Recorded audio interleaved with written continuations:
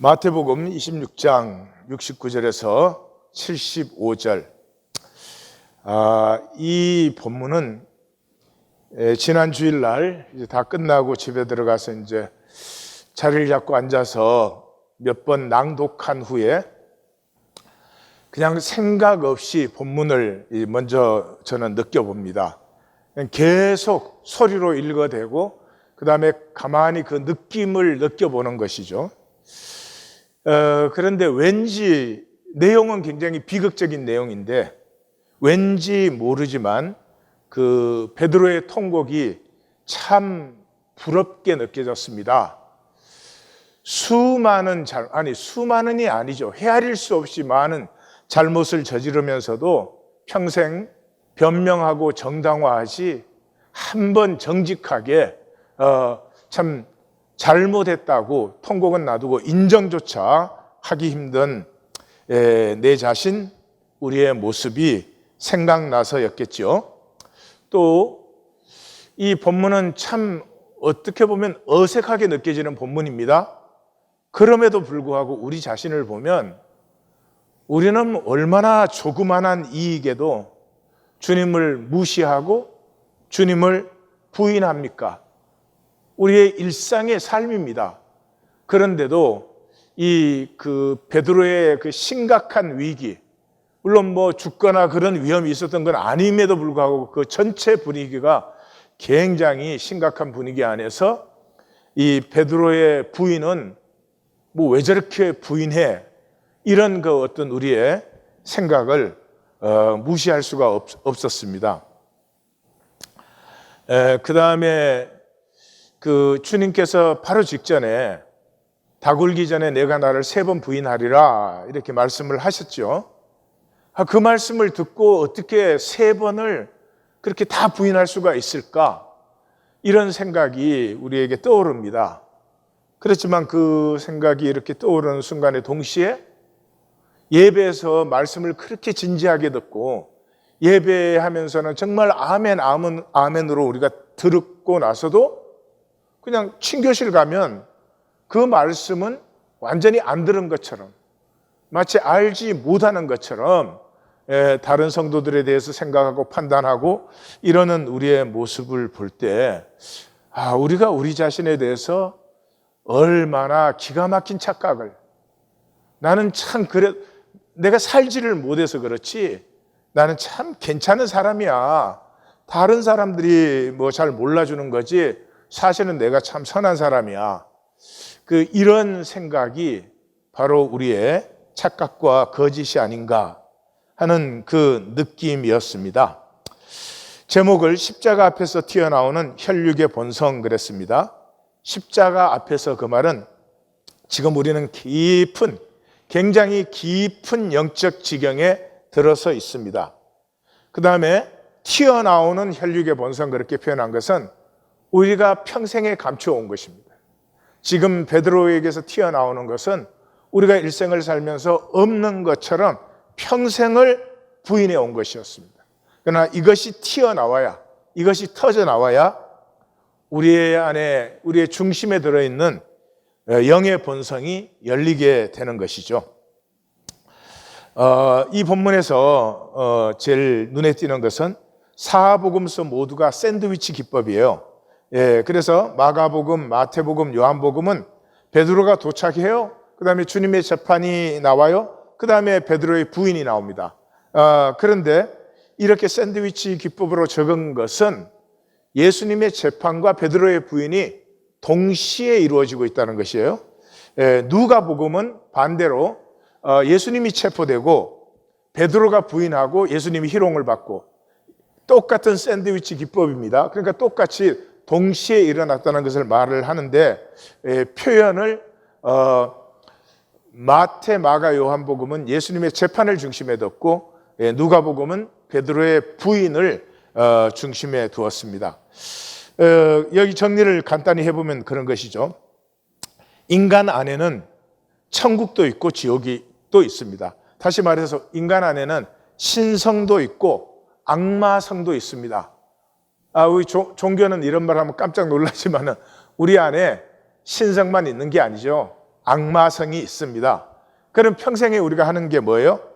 그 악마성이 없는 척 가리고 사는 거예요.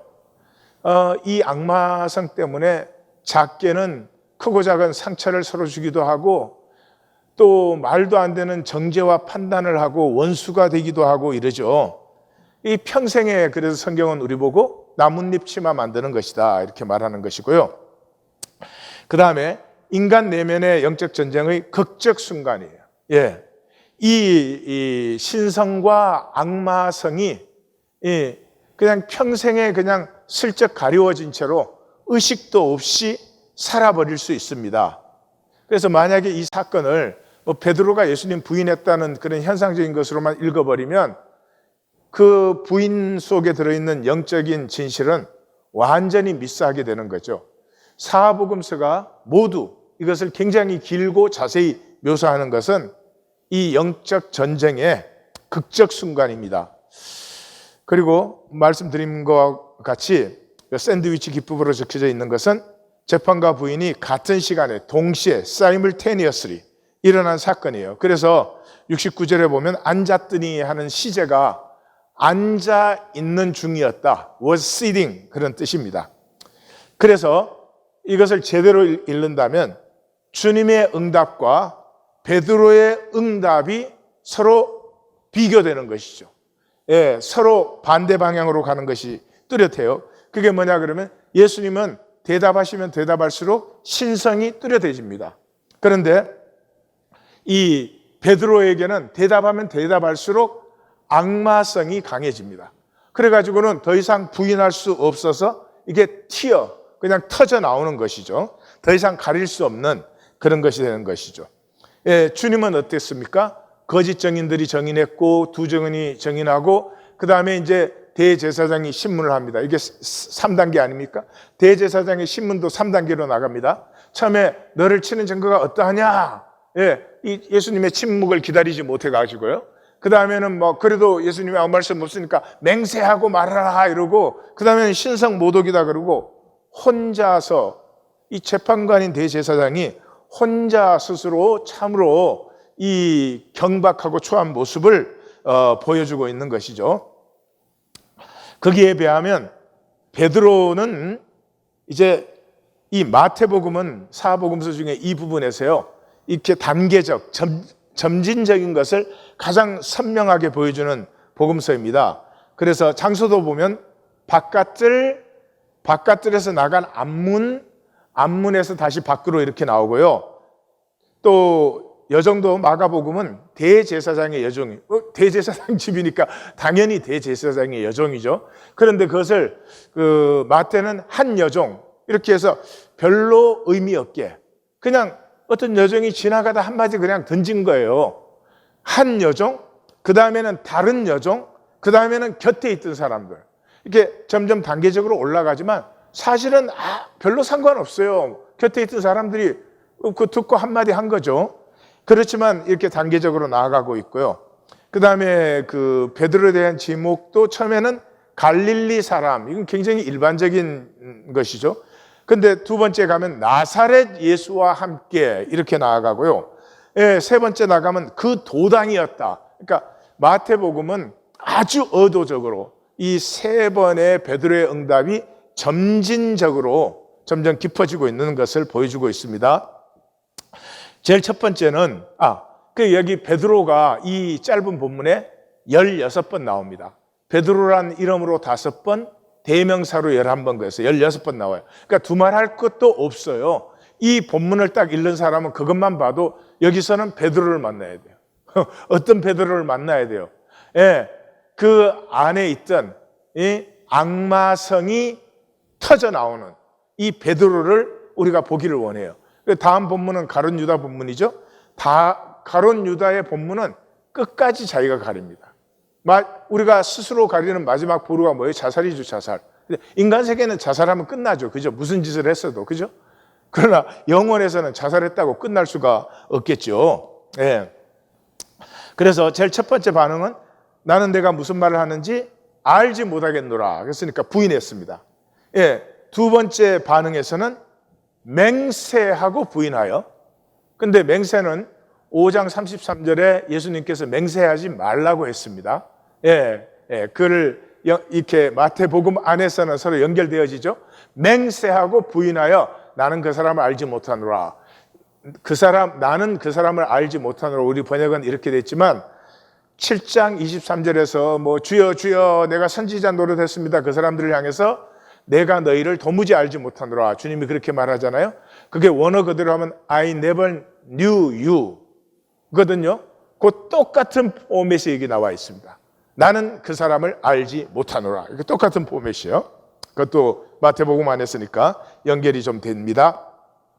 세 번째는 저주하며 맹세하여 나는 그 사람을 알지 못하노라. 그러니까 부인하고 맹세하고 부인하고 저주하며 부인하여 맹세하여 부인했습니다. 그런데 이제 그 도당이라고 하는 그 이유가 내 말소리 때문이다 그랬죠. 그 말소리가 갈릴리 사람들은 SH 발음을 못해서 TH 발음으로 해요. 우리 이 한경도 평안도 쪽 사람들이 이 지읒을 발음 못해서 D 그러잖아요. 정거장을 덩거당 이렇게 하잖아요. 그러니까 똑같은 얘기예요. 그런데 여기서 중요한 것은 저주하여예요. 저주하여. 아니 베드로가 부인을 할 수 있지만 어떻게 예수님을 저주해요? 이게 너무 충격적이어서 많은 번역들은 이렇게 이걸 뭐 돌려서 표현하기도 합니다. 그러나 원어로는 그냥 저주했다예요. 저주했다. 저주했어요. 베드로가 예수님을 저주했어요. 이게 단순히 신변 위협을 느껴서 그러지 않습니다. 이 베드로는 그동안 베드로는 어떤 모습이었어요? 마태복음에 풍랑속에서 무리로 걸어오게 하소서. 그리고 뭐 잡으러 오니까 그 대제사장의 종의 귀를 자르고 막 변화산에서 뭐 보통 사람은 입이 떨어지겠어요? 그 영광에. 근데 여기가 좋사오니 뭐 그러고 또 예수님 앞에서 그랬잖아요. 모두 주를 버릴지라도 결코 주를 버리지 않겠습니다. 그리고 주와 함께 죽을지언정 결코 주를 부인하지 않겠습니다. 이랬습니다. 이거 다 지키지는 못했지만 나름의 진실이 있었던 얘기죠. 그러니까 그런 베드로가 그냥 단순히 지금 신변적 별로 위험을 느낄 상황도 아니에요. 예수님만 잡아서 간단히 처리하고 그 함께 있는 사람들은 건드려 봐야 더 시끄러워지니까 그런 상황이었기 때문에 사실은 뭐 신변의 위협을 느끼는 분위기도 사실은 아니었습니다. 그런데 왜 베드로가 예수님을 저주까지 하면서 이렇게 맹세하고 부인하는가? 여기에서 이 베드로의 존재적 공포가 튀어나오는 것입니다. 우리는 피조물이기 때문에 다 우리의 존재가 이렇게 없어져 버리는, 사라져 버리는 것에 대한 엄청난 공포를 가지고 있습니다. 그것은 이유나 뭐 이런 것이 없어요. 그 공포가 느껴지는 것은 사실은 그 공포 때문에 많은 정신질환들도 있습니다. 그 존재적 공포가 튀어나오는 거죠. 그래서 생존의 두려움이 여는 상황이 아니라 이 피조물인 존재가 갖고 있는 존재가 없어져 버릴지도 모른다는 허무의 공포. 이게 마귀가 우리를 속인 죽음의 거짓이죠. 허무의 공포가 여는 우리 안의 지옥이에요. 이 허무가 확 덮쳤을 때는 소용이 없어요. 진리의 말씀도 약속도 아무 소용이 없이 이 거짓의 무적행이 확 열려버리는 거죠. 우리 안에 그동안에 감추고 있었던 이 혼돈과 공허와 흑암이 터져 나오는 거예요. 뭐 논리적으로 생각하면 이 유다의 당국자들은 예수님만 처리하기를 원하고 있어요. 그래서 제자들은 오히려 뭐 걸려들까 봐 오히려 더 귀찮아하죠. 그 다음에 감성적으로 느낀다면 지금 재판을 보고 있으면 예수님은 신적 여유가 충만해요. 예수님 보고 있으면 별로 두려움을 느끼거나 흔들리거나 그럴 상황이 아닙니다. 그 다음에 사실과도 전혀 무관해요. 이 옆에 지나가는 종이나 곁에 있던 사람들이 그냥 한마디 한 거지 무슨 자기를 잡으려고 하거나 자기가 무슨 이 사건의 중요한 인물이 되거나 그런 게 전혀 아니에요. 그러니까 논리적으로나 감성적으로나 사실적으로 생각할 때 그런 것과 전혀 무관합니다. 그걸로 이 부인을 보시면은 다 미스해버립니다. 이 베드로가 예수님을 저주까지 했다고 하는 것은 베드로의 존재가 완전히 혼돈과 공허와 흑암에 붙들려 버린 그 분출하는 공포, 그것에 사로잡힌 상태입니다. 예, 우리 다 이 지점에 들어가게 되죠. 언제요? 예, 하나님 앞에 심판받을 때예요. 우리가 아무리 악을 감춰왔어도요, 하나님 재판대 앞에 딱 나아가는 순간에 우리의 악이 그냥 이 용암처럼 분출해서 솟아납니다. 그래서는 착한 척이 안 돼요. 선한 척이 안 돼요. 예, 예, 그러므로 베드로가 복이 있는 사람이에요. 이게 살아있을 때 터져서 이 우리의 악마성이 터져 나오면서 악마성보다 더 깊은 하나님의 형상이 열려야 되는 것이지, 그거 가리느라고 생명 자체를 질식사 시켜버리면 안 되는 것이죠. 창세기를 보면 이것이 이제 분명하게 나타납니다. 그 가인이 죄를 짓고 나서 이렇게 말하잖아요. 주께서 오늘 이 지면에서 나를 쫓아내시온즉, 하나님이 쫓아낸 적이 없어요. 자기가 쫓아냈다고 생각하는 거죠. 자기 안에 있는 피조물의 허무의 공포가 자기를 사로잡은 것이에요. 내가 주의 낯을 배웁지 못하리니 내가 땅에서 피하며 유리하는 자가 될지라. 아니, 하나님 잘못했습니다. 그리고 그 자리에서 잘 살면 돼요. 근데 그게 안 되는 거예요. 자기 안에서 어지럽고 혼란스러운 거예요. 피하며 유리하는 자가 될지라. 물은 나를 만나는 자마다 나를 죽이겠나이다. 바쁜 세상에 누가 가인 죽이려고 살겠어요. 근데 가인에게는 모든 것이 위협이 되었습니다.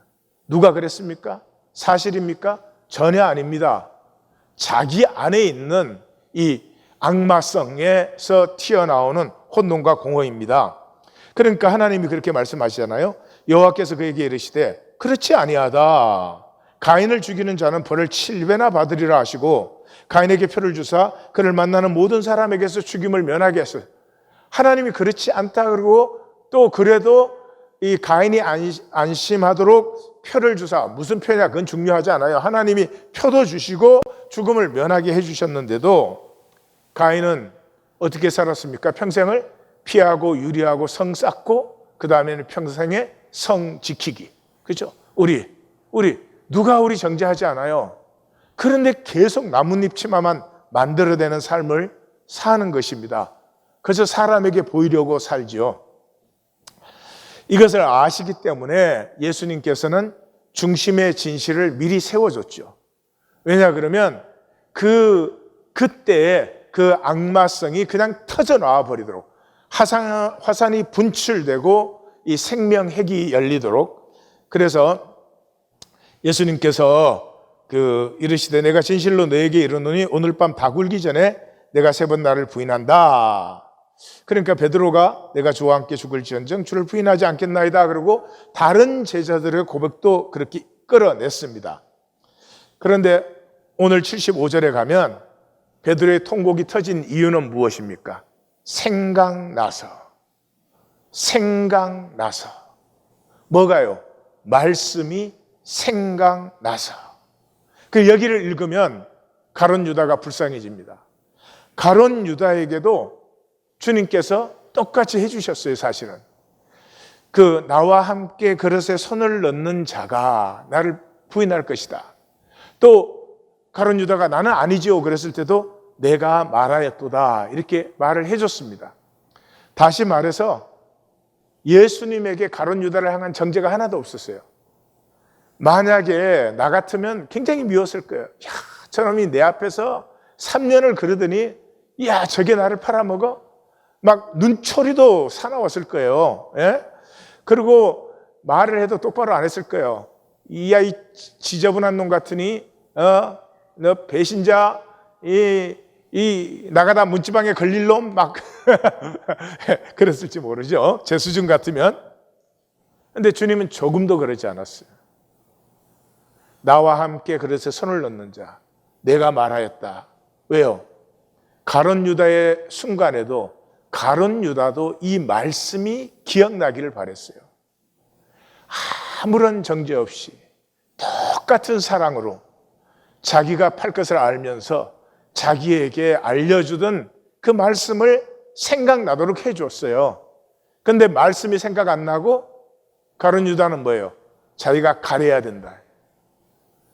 자기가 책임을 지고 자기 입장, 자기 체면을 지키는 거죠. 가룟 유다가 참 불쌍합니다. 그래서 인생 최고의 복은 진실을 직면한 깨어짐에서 열리는 중심의 진실이에요. 진실을 직면한 깨어짐, 이게 영성의 필수 과정이에요. 예, 나에게 악마성이 있다는 것을 직면하지 않은 사람은 끝까지 종교생활합니다. 끝까지 가리게 합니다. 이 나의 악마성에 내가 깨어져야 돼요. 그때 중심의 진실이 뭐예요? 하나님의 형상 또는 내 안에 있는 신성, 내 안에 있는 천국이 그때 열리죠. 그래서 곧 닭이 울더라. 이에 베드로가 예수님 말씀에 닭이라고 번역된 이 단어는 알렉토우르 그런 단어인데 그냥 숫새예요, 숫새. 새들 중에 순놈은 전부 알렉토르라고 불러요. 그 울기 전에 내가 나를 3번 부인하리라 하심이 생각나서 밖에가 심히 통곡하리라. 자기 존재가 가장 허하고 약해지고 무너지는 시간에 말씀이 생각났어요. 이것이 복이에요. 이것이 복이에요. 성도님들, 하나님의 재판대 앞에 섰을 때 말씀이 생각나면 구원입니다. 그런데 머리의 말씀은 그때 다 없어졌을 때죠. 죽는 순간에 뇌는 가장 빨리 썩는 5분이면 썩기 시작해요. 그러면 재판대 앞에서 말씀이 생각나려면 그게 어디의 말씀? 가슴의 말씀? 이 육신이 죽어도 남는 존재의 말씀이어야 돼요.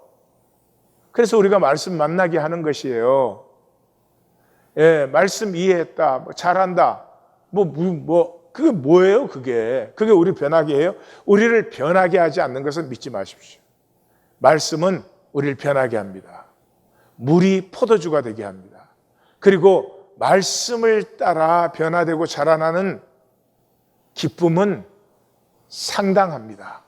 이게 표가 나고 그러지 않지요.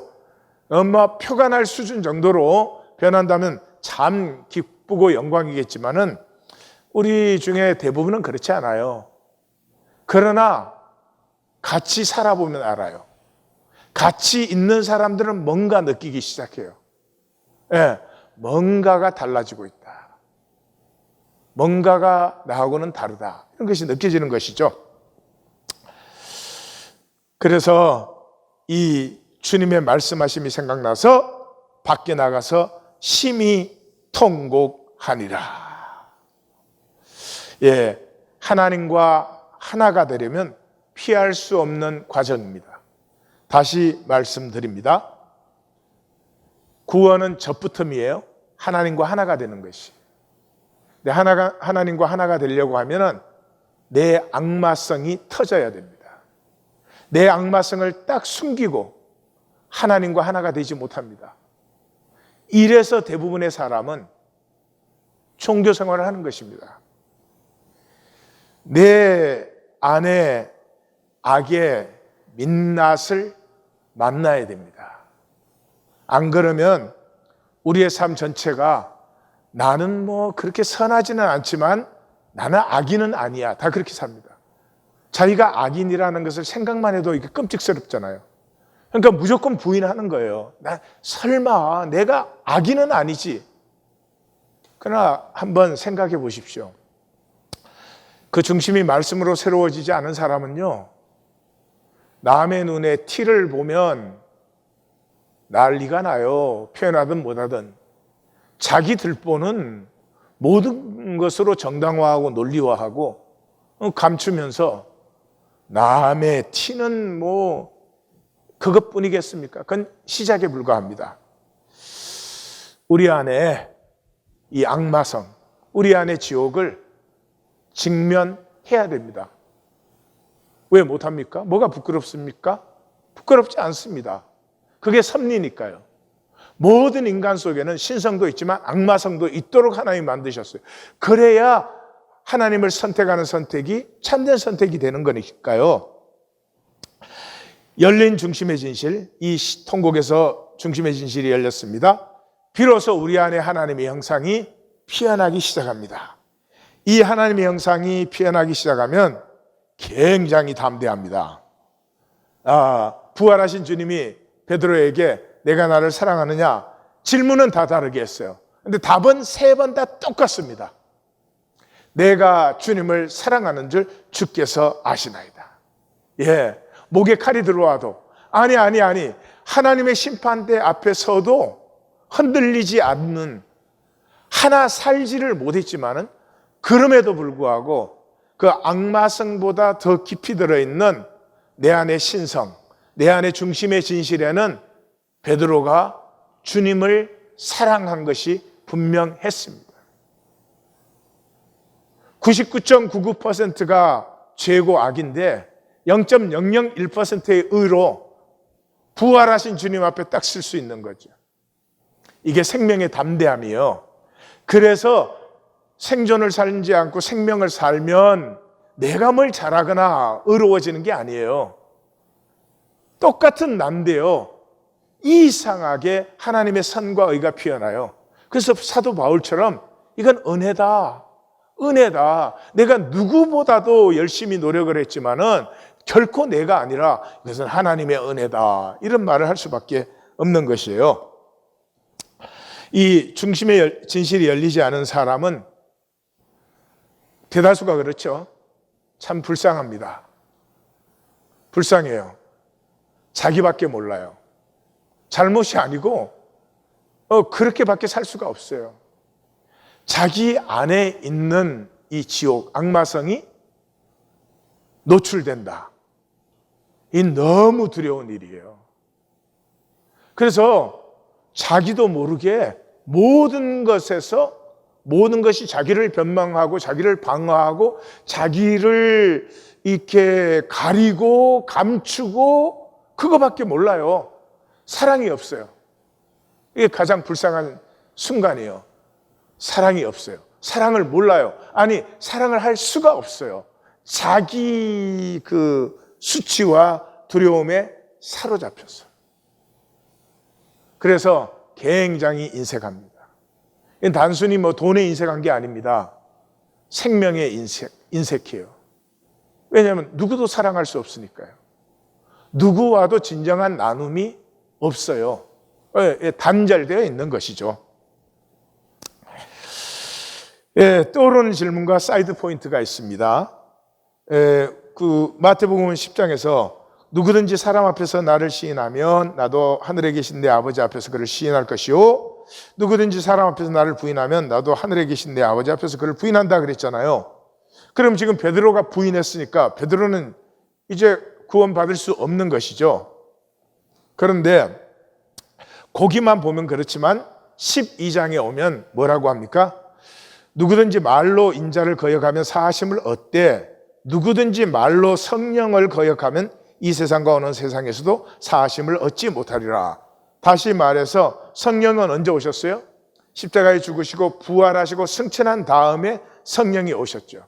그러니까 부활 전에 이 베드로의 부인은 참 베드로에게 복이 된 것입니다. 이것이 이 버림받음이 결코 아니었습니다. 그와 똑같이 가룟 유다에게도 지금 부활 전이었잖아요. 은혜의 기회인데 한 사람은 은혜의 기회를 받을 수 있었고 한 사람은 은혜의 기회를 받지 못했습니다. 왜라는 이론으로는 설명될 수 없는 차이입니다. 다만 우리의 중심의 진실입니다. 내가 하나님을 진실로 원하면 우리가 베드로가 될 것입니다. 진실로 원하는 것이 나라면 가룟 유다가 될 것입니다. 자, 여기에서 마태복음과 종교, 마태복음은 왜 이렇게 종교에 대해서 이렇게 부정적인가 생각을 안 할 수가 없죠. 두 가지인 것 같아요. 마태는 개인적으로 세리였잖아요. 세리를 하면서 세리보다 훨씬 못한 종교인들, 여기 종교인들이라고 하는 말은 그 당시에 바리새인들과 그들을 중심으로 한 사람들이에요. 일반 백성들은 죄인이라고 불렀어요. 왜냐 그러면 일반 백성들은 그 600 몇십가지의 율법을 지킬 수가 없었으니까요. 예. 예. 그러니까 이 종교인들의 위선에 마태는 아주 질렸던 것 같아요. 그 세리를 하니까 그 사람들의 모든 걸 다 알잖아요. 뭐 요즘으로 말하면 어카운턴트 한 거죠. 그 사람들의 어카운턴트 해주면서 그 사람들이 뒤에서 하는 꼬라지를 다 아는데 앞에서 하는 거 보면 기가 막혔겠죠. 그 다음에 마태복음의 공동체가 굉장히 박해받은 공동체였다는 걸 이제 마태복음에서 보면 우리가 알 수 있는데요. 2세기 중반까지 박해는, 국가 박해는 없었습니다. 네로가 박해할 때 잠깐, 그것도 로마를 중심으로 한 일부 지역에서 있었고 로마 전역적인 박해는 아니었어요. 국가 박해라는 건 없었고 다 뭐에 박해였어요? 유대교가 박해했어요. 사도행전에 들어가면 전부 그 유대교가 박해를 하잖아요. 그러니까 이 마태는 이 종교인들에게 참 질렸을 것 같아요. 기가 막혔을 것 같아요. 어떻게 저렇게 하나님을 못 오가는 인간들이 있을 수 있나 하는 것이 이 마태복음의 이 모든 똑같은 기사가 이 종교의 위선성을 더 강조하고 있는, 그리고 마태복음에서는 외식하지 말라 하는 예수님의 말씀이 강조되는 이유인 것 같습니다. 자, 마지막으로 내 안의 지옥을 직면할 때까지 우리는 지옥 가리기에 일생을 허비합니다. 내 안의 지옥이 뭐예요? 이기적이고, 미워하고, 사람 정죄하고, 사람을 어떻게 정죄해요? 자기 자식 정죄해요? 정죄 안 하죠. 왜요? 사람이니까. 그러니까 내가 어떤 사람을 정죄한다는 말은 그 사람으로 보지 않는 거예요. 왜 그런지 모르지만 나에게 위협 대상으로 보는 거죠. 마귀에게 쏘가서. 그리고 뭐 하나님 무시하기를 뭐 정말 이것은 뭐 숨 쉬는 것보다 더 많이 하죠. 그러면서도 척하고 외식하고, 이거에 우리 일생을 낭비하기 쉽습니다. 종교는 지옥 가리기에 가장 좋은 도구입니다. 다시 말씀드려요. 종교는 지옥 가리기에 가장 좋은 도구예요. 내가 하나님 믿어드리고 하나님 인정해드리고, 주의 이름으로 선도 행하잖아요. 교회 다니면 선을 행하죠. 교회 다니면 희생도 하죠. 연보도 하잖아요. 그러면서도 내 안의 악은 꿈쩍도 안 합니다. 그걸 가지고 내 안의 악을 더 단단하게 감추고 다지죠. 그게 종교예요. 그래서 C.S. 루이스는 그 스크루테이프 편지에서 교회야말로, 여기 교회는 우리말로 하면 기독교입니다. 기독교야말로 사탄 나라의 가장 큰 협력자이다. 현재 우리의 가장 큰 협력자 중에 하나는 바로 교회이다, 기독교이다. 그렇게 얘기를 해요. 종교의 설마에 쏙지 마십시오. 서로 사랑하라가 없으면, 내가 십자가를 따르고 있는 것이 아니라면, 내가 형제와 자매의 부족함과 연약함을 볼 때 용서가 없고 판단 정지하고 있다면, 여전히 내 삶은 계산과 이익으로 이루어지고 있다면, 나의 표정, 말, 행동 전체가 나 가리기를 하고 있다면, 내 삶이 하나님 앞에서가 아니라 사람 앞에 보이기 뿐이라면, 내 삶이 속다르고 겉다르고 위선적이라면 우리는 천국 사람이 아닙니다. 하나님의 사람이 아닙니다. 그리스도의 사람이 아닙니다. 거듭난 사람이 아닙니다. 종교에 썩으시면 안 됩니다. 또 C.S. 루이스는 순전한 기독교에서는 이렇게 말을 해요. 기독교 신앙은 우리말로 하면 성경적 신앙이에요. 성경적 신앙은 낭패감에서 출발한다. 인간은 죄에 빠졌고 깊이 병들었고 이 에고, 거짓자, 나로서는 하나님을 알 수도 없고 전적으로 타락하였으며 완전 무능하여 심판, 지옥을 피할 수 없는 낭패감이다. 우리 하나님 교회 말로 하면 뜨악함이에요. 이 뜨악함 때문에 신앙이 출발한다는 것이죠. 왜 뜨악이에요? 내 안에 지옥을 만났기 때문에. 예, 사랑이 없는, 더럽고 추하고 음란하기가 한이 없는, 예, 그런 나를 가렸다고 내가 달라진 건 아니죠. 그걸 직면하는 이 낭패감, 뜨악함에서 우리의 신앙은 출발된다. 이 베드로의 통곡에서 비로소 이제 베드로는 십자가와 부활과 승천과 성령의 오심을 위하여 예비된 심령이 되는 것이죠. 나눔 가이드, 무엇을 위해 살고 있습니까? 내 안의 지옥, 불안, 어둠, 수치를 가리며 사람에게 보이려고 살고 있습니까? 보이려고 살고 있다면 분명히 돈을 섬기고 있습니다. 돈의 목적은 사람에게 보이는 것이니까요. 돈의 목적은 가리는 것이니까요. 나는 깨어지고 통곡이 터져 중심의 진실이 열리기를 원하는지 진실되게 나누어 보십시다. 주님, 영적 깊은 지경에 왔습니다.